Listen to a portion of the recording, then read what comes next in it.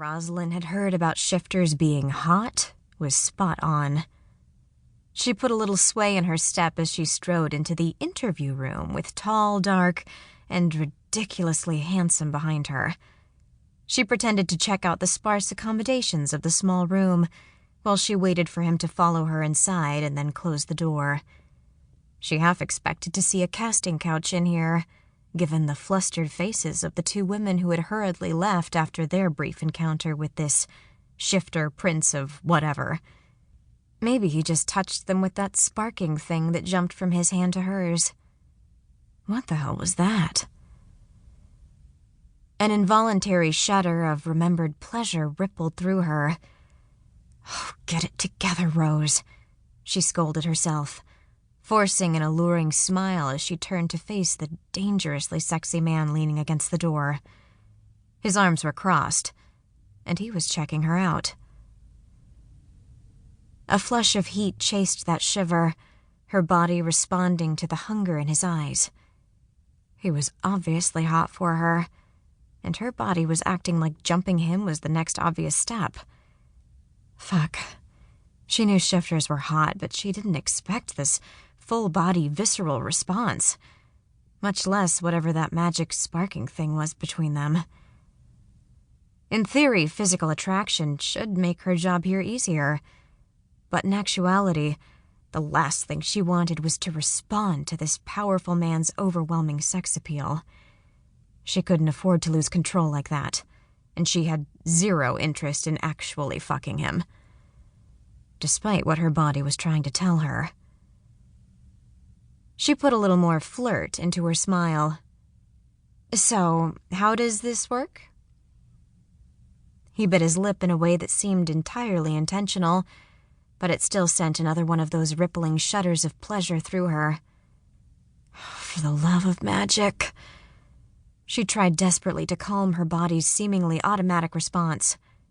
Sure, he was gorgeous. Dark, slightly reddish-tinted hair, dazzling sapphire blue eyes alive with intelligence. A chiseled jaw and high, carved cheekbones making him just a little too rough to be an actual pretty boy. And that body. It was like he'd stepped out of a men's fitness magazine and dressed up to go clubbing.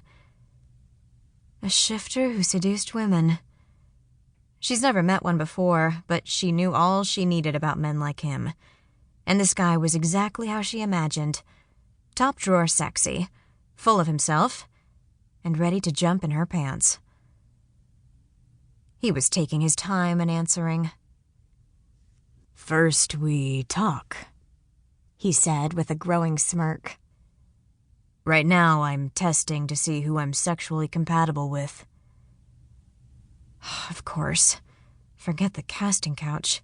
He could just take her right on the floor or bend her over one of the stuffed chairs. She crossed her arms and cocked her hip to one side. "So you're just fucking a bunch of women?" She put acid in her voice.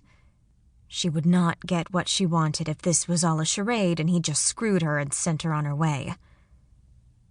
"You're not serious about this mating thing?" She dropped a heavy dose of accusation into her voice. His smile faltered, just a little, but she saw it. She kept in her own smirk. "No, I'm serious about that. Deadly serious." She raised an eyebrow and eased one step closer, letting her arms unlock and her body open a little. She had curves that men had a hard time ignoring, and she knew how to use them. Not that she actually dated. Men were fine for some sexual relief every once in a while, but more than that, and they were just trouble. Especially the non-human kind.